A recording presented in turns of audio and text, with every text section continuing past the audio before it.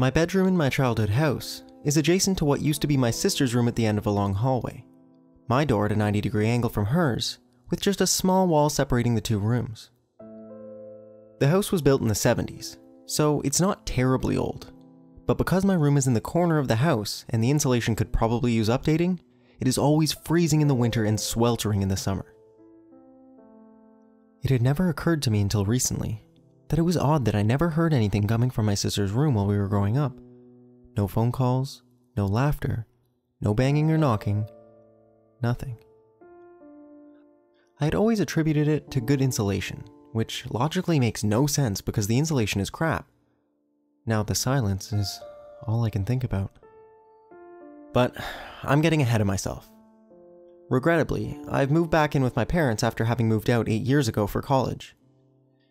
In college, I met a beautiful girl. We fell in love and got married. The marriage lasted a few years, but recently ended for reasons I don't really want to get into here. I had been living in Austin, and was still living with her because neither of us could afford to move out on our own until the lease was up. Living like that was a bad idea. I became suicidal, and my parents were so worried about me that one day my dad just showed up and begged that I return home with them so that I could regroup, start over, and move on. So I packed up my things and I moved back to Missouri, back to the home I grew up in. The first days here, they were hard. All I wanted to do was go back to Austin, get my job back, and have depressed sex with my ex-wife. I knew that wasn't healthy, and I knew that it wasn't what was best for me. So I started to occupy my time with hobbies and looking for another job. After 3 weeks, I still had no leads on a job, no money left in savings, and my parents had to start paying my bills. I had become a 26-year-old man still living with his parents, back to where I was when I was 18. Except then, I was at least working at a frickin' bookstore and didn't have any bills. I started spending all my time in my room, talking to my parents or anyone else for that matter less and less. In my mind, I wove a spider's web, a tangled mess that connected this regret to that unrelated mistake. And sadness collected like dew on the strands. I started forgetting if I used to laugh, and when I did, my own laughter sounded strange to me. Every day, I imagined large, hot bullets coming out of nowhere and blasting through my chest. And I felt like it would let the air out of all the emptiness that bloated there. After a couple days of not showering, I went into the bathroom that is in the long hallway I mentioned, right next to the 2 bedrooms, and started to take a shower. I didn't even have the energy to stand, so I placed my toiletries on the side of the tub, curled up into the fetal position, let the water run over me, and wept. I wept for my failed marriage, wept for how pathetic I was to be living with my parents, wept for the dog I lost, wept for all the mistakes and missed opportunities, and I wept for how long and hard I had been weeping. After nearly an hour in the shower, I dried off, wrapped a towel around my waist, and checked my eyes to see how red and puffy they were. I didn't want my parents to know I'd been crying. I barely recognized the person staring back at me in the mirror. Face unshaven, eyes bloodshot, massive purple bags under the eyes, and redness from crying extending all the way down my cheeks. I couldn't believe that this is what I had become. I took a long, hard look at myself, and said aloud the mantra I say to myself silently all the time. I want to die. I said it aloud over and over again, watching my tongue move in the mirror as I said it, caressing the words with my lips, as if saying them would make it happen. After I finished my pity party, I peeked out the door to see if my mom was in the living room, which was to my left. I looked that way, but what caught my eye wasn't to my left, but in my periphery to my right. To my right should just be the wood-paneled door to my sister's old room, which is now the piano room, and the matching door to my room right next to hers. Instead, what I swore I saw was a heavy iron door with rounded iron bolts all along the perimeter between the 2 bedroom doors. A faint orange light trickled from underneath it. I swung my head around to get a better look, but it wasn't there. Confused, I tried to figure out what I had seen. I turned my head to my left to look at the stairs in the living room. I tried to use my peripheral vision to see what was going on by the doors, and I didn't see the iron door, but the usually white carpet, from what I could tell, was almost a burnt orange by the bedroom doors and progressively faded into white, like one of those paint gradients. When I looked directly at it, everything looked normal. I tried this exercise 5 times, each time with the same result. Orange, but no door when I looked to my left, nothing when I looked to my right. Towing my way towards the small wall space between the doors, I was determined to examine it thoroughly. I ran my hands along the dividing space, knocking on it. I tried to look up and down while standing directly in front of it, but I saw no changes. I closed, and then opened my door, as well as my sister's. I put my face right in the corner where the wall stopped being her wall, and it started being my wall. To my left, coming from my room, I heard movement and then a hard crash. Something shot past my legs, and my heart started pounding out of my chest. I relaxed a little when I saw what raced out of the room was just the cat, but still freaked out. I inched into the bedroom. I sighed and laughed at myself when I saw what happened. The cat liked to nap on the ironing board that was sitting near the wall. He must have bumped the iron when he moved and knocked the iron to the ground. I walked over to pick it up because the liquid from the water compartment was seeping into the carpet. As I bent over to pick it up, I noticed a gash in the paint where the iron must have hit the wall as it fell down. The missing chunk of the wall had even fallen to the floor, right next to the iron. As I picked up the iron and the piece of wall, it dawned on me that I had only heard the noise out of my left ear. This struck me as extremely odd, because the iron had hit the wall that was between the bedrooms, and I would have been able to hear it echo from her room with my other ear. I thought maybe I was making this up, so I decided to test it. There was a small remote control helicopter my dad had received for Christmas and never used. I took it out of the box, put some batteries in it, and started flying it around my room. I cleared off all the furniture along the shared wall and practiced setting the helicopter down facing the wall, raising it up a few feet, and then running it straight into the wall, watching it crash to the ground. I did this enough times to where I could do this with my eyes closed, and it would always hit the wall in exactly the same spot. I set the helicopter down one more time in the takeoff spot, exited the room, closed the door, went into my sister's room, and closed her door as I entered. I sat down on the floor next to our shared wall and pressed my ear flap against the wall. I flipped the switches on the radio control and did exactly as I had practiced. I lifted off and then pressed the forward button and waited for the crash against the wall. Nothing. Not a sound. I thought maybe I had messed it up, so I stood up, opened her door, went into the hall, and opened my door. I looked in the room. What I saw could not have freaked me out more. Against the wall was the helicopter, sideways leaning on its blades, exactly where I had practiced crashing it. There is no logical explanation as to why I couldn't have heard it hit the wall. Sound travels better through solids than it does through air, and the wall is thin. I should have heard the crash. I should have heard the crash. I should have heard something. Instead, nothing. Silence. Convinced I had done something wrong, I decided to test this more thoroughly. I took out my phone, opened the voice memo app, and whispered, "This is ridiculous," from a few feet away from the phone. I stopped it, pushed the play button, and heard my own voice perfectly clear, reassuring me that this is indeed ridiculous. Knowing that this would work, I pressed the record button and placed the phone against my wall in my bedroom. I closed both doors and entered her room, banging my fists on the wall as I went. I knocked, "Shave and a haircut, 2 bits," on the wall across from where my phone should be. I pushed the piano against the wall and started playing Beethoven's Fifth, poorly I might add, and singing along as loudly as possible. Na na na na, na na na na.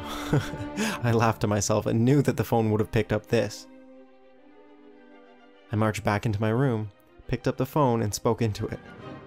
Mystery solved. I opened the file and pressed play. I heard shuffling from setting the phone down. I heard what must have been me setting up against the wall.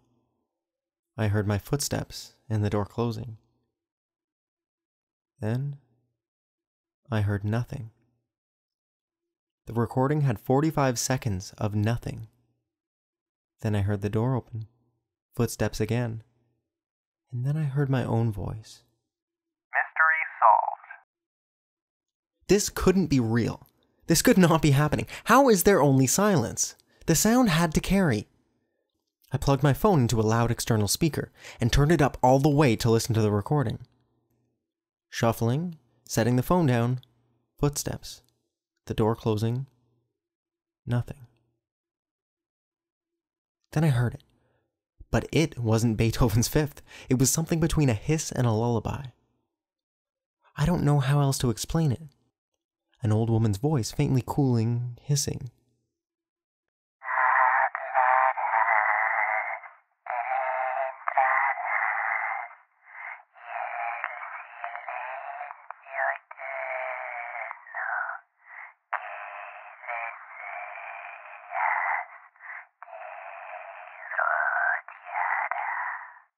I broke out in a cold sweat as soon as I heard these words, and I slowly mouthed the English translation to myself. You will speak, you will enter, and the eternal silence you desire will surround you. Lost in my thoughts, too preoccupied to be paying attention to anything else, I thought my heart was going to burst out of my chest when I heard my own voice scream on the speaker at probably 160 decibels. I yanked my phone from the auxiliary cable, causing the speaker to drop to the ground with a static hiss. I began to hyperventilate. This could not be real. How could I have heard this? No one else in my family speaks Spanish. What the hell was going on? Was I going crazy? Maybe I was. I mean, that's the only thing that makes any sense. I've been suicidal for the past 6 months and had attempted my own hanging more than once. After one such attempt, just before my parents came to get me, I had been put on suicide watch, stripped off all my clothing so that I couldn't try to strangle myself with it, and was placed in a padded cell next to all the other crazies there. I listened to their screams for over 30 hours before I spoke with a therapist, assured him that I had no suicidal ideations, and was released. I had worked in the mental health field for a while, and I knew that my diagnosis was dysthymia, which is when a person's mood is generally low, but it is not as severe or clinical as major depressive disorder. Someone with dysthymia does not hear voices or have any other symptoms associated with schizophrenia, nor do they experience any other form of psychosis, or visual or auditory hallucinations. Because of what I thought I heard on the recording, the logical part of me concluded that I must have developed something worse. After mulling it over, I decided that because of my recent trauma and life changes, my condition had exacerbated into major depressive disorder with psychotic features. I knew I needed help, but I didn't want to put that burden on my parents. They were paying for everything after all, and I had no health insurance to pay for a psychiatrist. I decided that I was intelligent enough and familiar enough with the disorder to be able to distinguish delusions from reality. A few days passed, and I slept on the couch downstairs to avoid sleeping in the bedroom. I avoided, at all costs, looking down the hall. But every time I would come up the stairs, I would see the orange light emanating from the doorways. I would hurry past and pay no attention to it. I could keep this under control, I told myself. I hadn't heard anything since the recording, and had only seen the pale orange light. Eventually, I mustered up the courage to face my fear of the bedrooms and sleep in my own room. I slept there most of my adolescent life. Nothing about it had changed. I had changed, but there was nothing wrong with the rooms. I lay in bed and heard nothing but my own thoughts. Then I tried to clear my head of all the thoughts and go to sleep. I did, but then I realized that I could hear it. Silence. The silence was deafening. No ambient noise. I had left the ceiling fan off, and I could hear absolutely nothing. Silence, nothing, emptiness. I curled up under the covers and started humming a song I learned as a child to comfort myself, assuring myself that I could still hear. I needed to calm down. A panic attack was about to hit. A warm shower always calms me down when I can't take it anymore. It helps me sleep. I got out from under the covers, fled from the silence into the bathroom, and shut the door. I hopped into the shower, turned the knob, and allowed the sound to wash over my ears, taking the silence with it.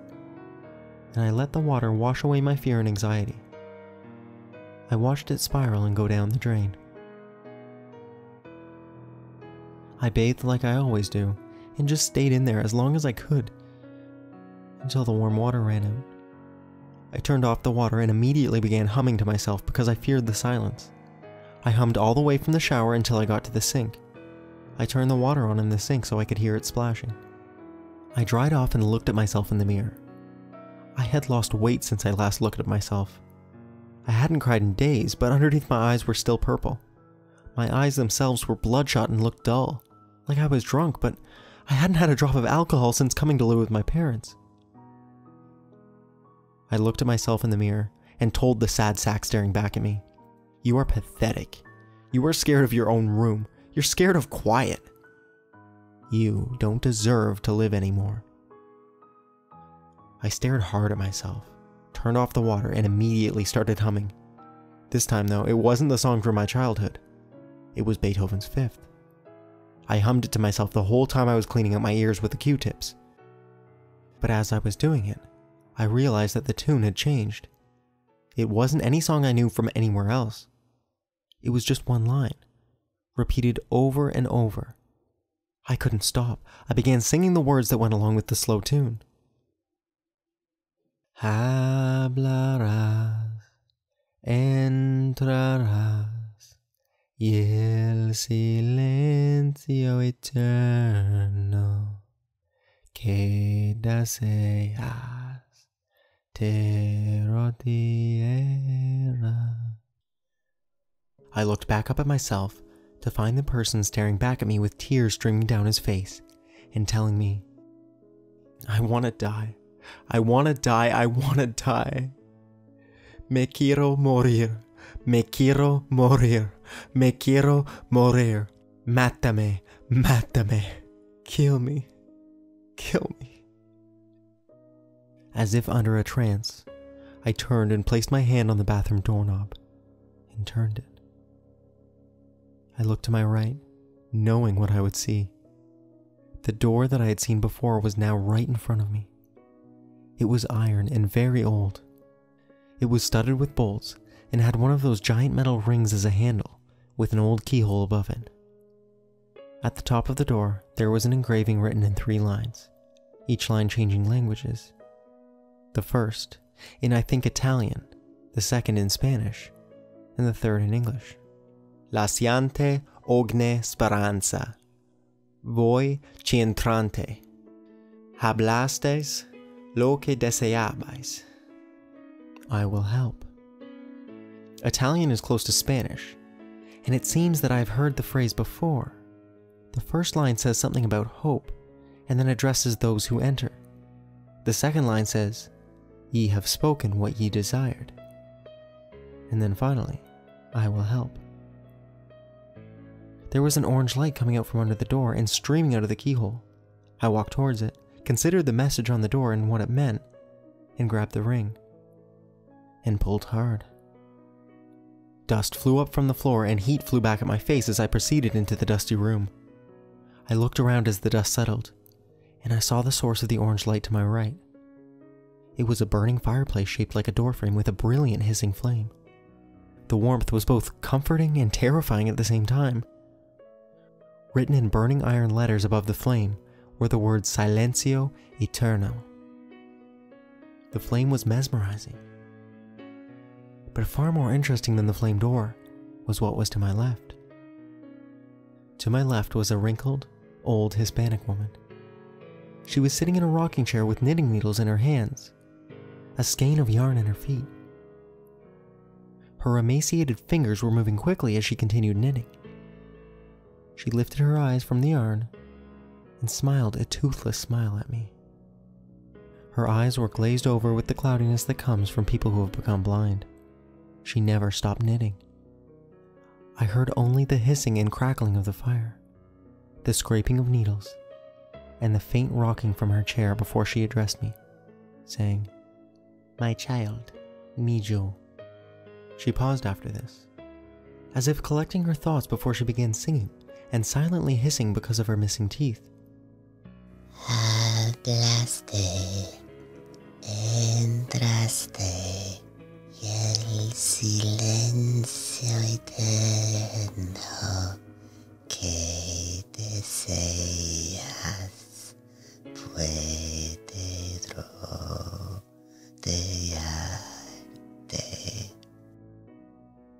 I think that meant, you spoke, you entered, and the eternal silence you desire can surround you. She continued, this time speaking in English. I have heard your tears. I have heard your words. I will help, but only if you want me to. I have eternal silence to offer you. You fear silence now, but you will learn to love it.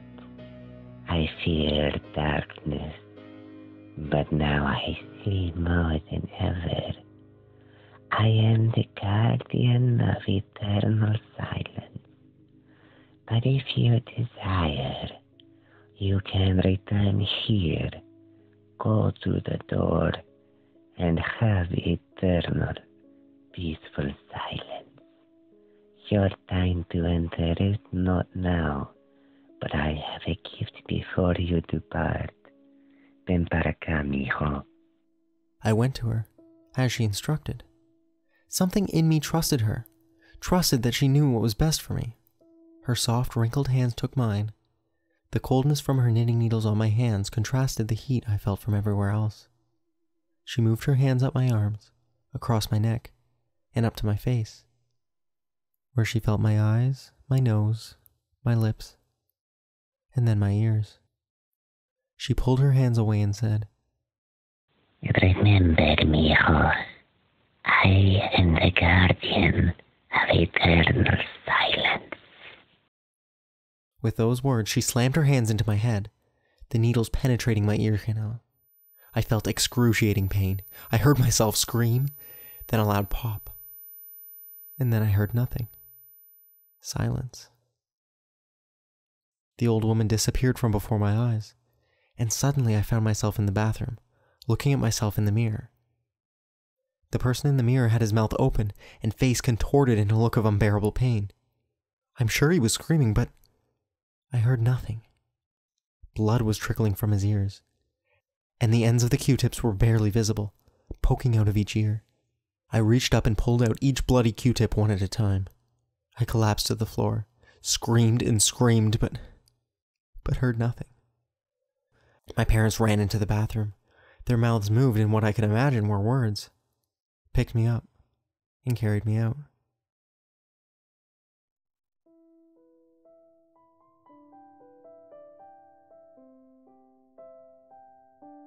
I finally come back from the hospital. They were unable to restore my hearing, and they had me on psychiatric observation for I don't know how long. I'm in my room and spend much of my time staring at that wall, contemplating the silence. I'm not alone, though. I can hear the comforting words of the old woman. I know that all I have to do is go to the mirror and say what I desire. The door will be there, and she will be there, and help me surround myself with peaceful, eternal silence.